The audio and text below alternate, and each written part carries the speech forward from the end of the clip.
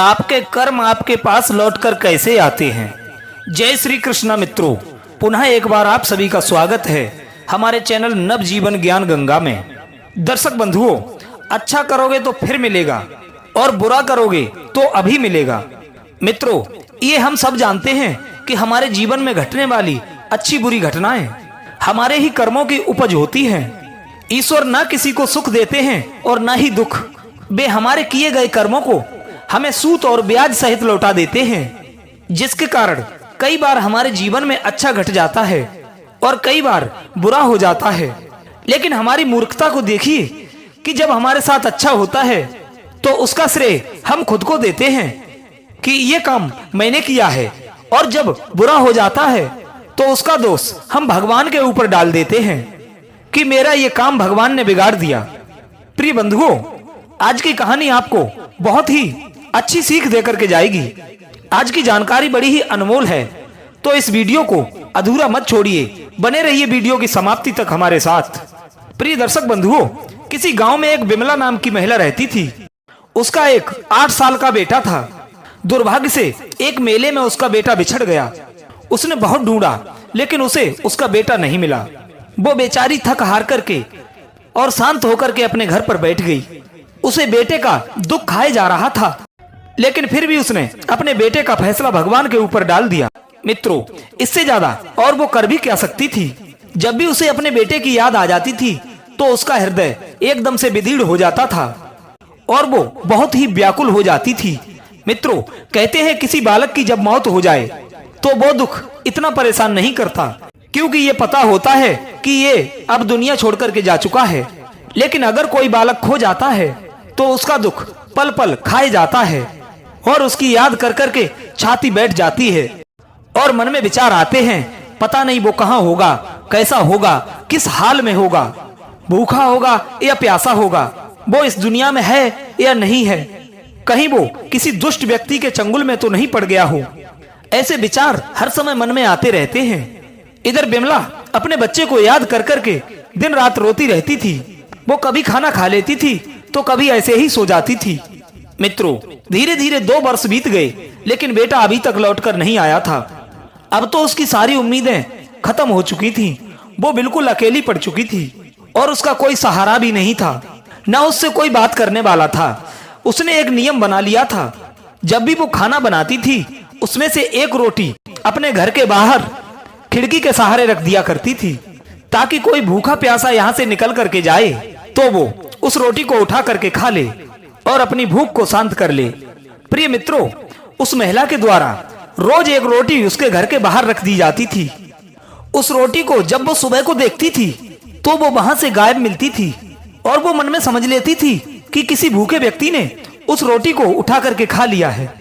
उसका ये मानना था कि यदि मैं किसी भूखे का ख्याल रखूंगी तो मेरा बच्चा जहां जिस हालत में होगा तो उसका भी कोई न कोई ख्याल अवश्य रखेगा। मित्रों, बिमला ने अपना नियम नहीं छोड़ा। एक दिन उसने देखा कि उसने जिस रोटी को बाहर रखा था उसे एक बूढ़ा कुबड़ा व्यक्ति उठा करके ले गया। वो रोटी को उठा करके ले गया। इस बात से तो बिमला को बिल्कुल भी हैरानी नहीं थी, लेकिन वो उस कुबड़े की बात सुनकर बड़ी हैरान थी।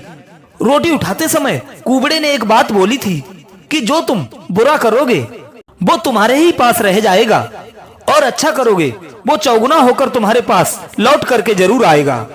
प्रिय मित्रों, बिमला मन में सोचने लगी कि इस कुबड़े आदमी ने मुझे धन्यवाद तो नहीं दिया, बल्कि उल्टे सीधे शब्द बड़बड़ा करके चला गया। बिमला को उस कुबड़े की बात पसंद नहीं आई। धीरे धीरे समय गुजरता चला गया। इधर बिमला का घर के बाहर रोटी रखने का सिलसिला चलता रहा। उधर वो कुबड़ा वही बात कह करके उसके द्वार से वो रोटी उठा करके ले जाता था कि तुम्हारा बुरा तुम्हारे पास रह जाएगा और तुम्हारा अच्छा तुम्हारे पास लौट कर जरूर आएगा। इधर बिमला उस कुबड़े आदमी से बहुत परेशान हो चुकी थी और वो सोचती कि ये कितना पागल आदमी है। मैं जिस रोटी को रखती रोज रोज उसे उठाकर ले जाता है, कभी आज तक इसने मेरा धन्यवाद नहीं किया। उसी दिन से उसके मन में उस कुबड़े के प्रति घृणा पैदा हो गई। दर्शक बंधुओं, यही तो हम संसारिक लोगों में सबसे बड़ी कमी होती है। यदि हम किसी की मदद करेंगे या कहीं दान देंगे और कोई परोपकार का काम करेंगे तो हम बदले में अपनी प्रशंसा सुनना चाहते हैं। मित्रों, ये बात याद रखना यदि हमने अपनी प्रशंसा पाने के लिए कोई कर्म किया तो उसके प्रशंसा करने पर आपका पुण्य क्षीण हो जाएगा। आपने अपनी प्रशंसा सुनकर अपनी पुण्य का फल पा लिया। वही शुभ कर्म पुण्य देता है जिसके बदले में कोई उम्मीद ना की जाए। यदि किसी से आपने बदला ले लिया या अपनी प्रशंसा करवा ली तो हिसाब किताब वहीं पर बराबर हो जाता है। वो पुण्य कर्म फिर पुण्य कर्म नहीं रहता, वो व्यवहार बन जाता है। बिमला के मन में उस कुबड़े के लिए नफरत पैदा हो गई थी। वो उस कुबड़े से पीछा छुड़ाना चाहती थी। वो ये चाहती थी कि आज से ये कुबड़ा उसके घर से रोटी उठाने ना आए, इसके बदले में कोई और रोटी ले जाए। दर्शक बंधुओं, इधर बिमला ने अपने लिए रोटी बनाई तो उससे अतिरिक्त एक रोटी उसने और बनाई, लेकिन बिमला ने उस रोटी में उस दिन जहर मिला दिया और ले जाकर घर के बाहर रख दी और मन में सोचा कि जब वो कुबड़ा रोटी उठा करके ले जाएगा और जब वो इस रोटी को खाएगा तो वो मर जाएगा और मेरा उस कुबड़े से हमेशा हमेशा के लिए पीछा छूट जाएगा। मित्रों, रोटी रख करके वो घर के अंदर चली गई। कहते हैं मनुष्य जब कोई जघन्य पाप कर देता है तब उसकी आत्मा उसे बहुत धिक्कारती है। सर्वप्रथम वो अपने द्वारा किए गए पाप से ही डरने लगता है और उसकी अंतरात्मा उसे बताती है कि तूने बुरा किया है। यही हुआ बिमला के साथ।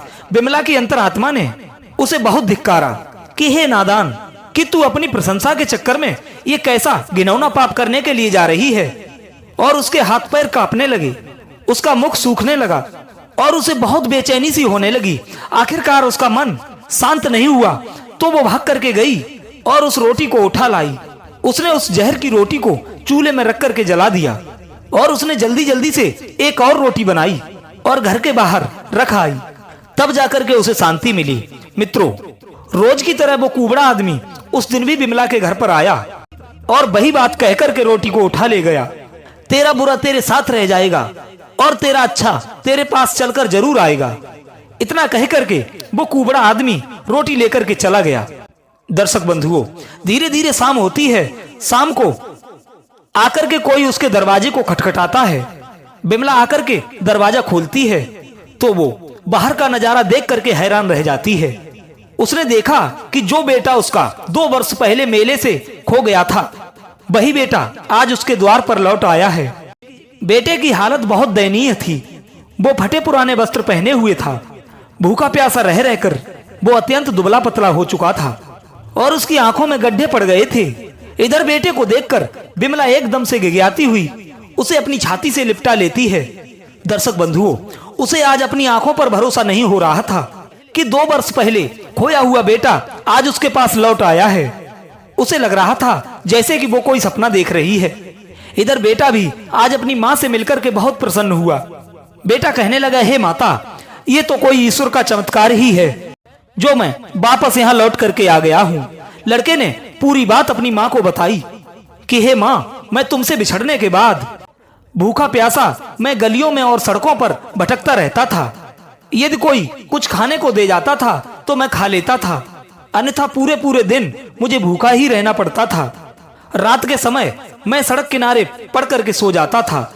आज जब मैं भटकते भटकते भूखा प्यासा इधर को आ रहा था तो यहाँ से 1-2 कोस की दूरी पर आते आते मैं भूख से बेहोश होकर के गिर पड़ा। मैं बहुत भूखा था। मुझे ऐसा प्रतीत हो रहा था कि जैसे भूख से आज मेरे प्राण निकल रहे हैं। तभी वहीं से एक कुबड़ा व्यक्ति गुजरता है। जब उसने मुझे जमीन पर पड़ा देखा तो उसने मुझे उठा लिया और अपनी गोद में बैठाया। उसने देखा कि मैं बहुत भूखा हूँ तो उसने अपनी जेब से एक रोटी निकाली और मुझे खाने के लिए दे दी।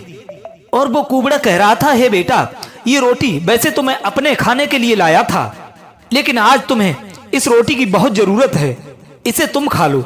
मैंने उनसे वो रोटी लेकर खा ली, तब जाकर मुझे कुछ राहत मिली। वो आदमी मुझे थोड़ी दूर तक छोड़कर पता नहीं कहां चला गया। धीरे धीरे चलता हुआ मैं यहां तक पहुंच गया हूं। प्रिय बंधुओं, अपने बेटे के मुख से उस कुबड़े आदमी की बात सुनकर बिमला के पैरों के नीचे जमीन खिसक गई। वो एकदम से गहरी सांसें लेते हुए दीवार के सहारे से बैठ गई और सोचने लगी, हे भगवान, आज मैं कितना बड़ा अनर्थ करने जा रही थी। मेरे द्वारा बनाई गई जहर की रोटी खाकर आज मेरा ही बच्चा मर जाता।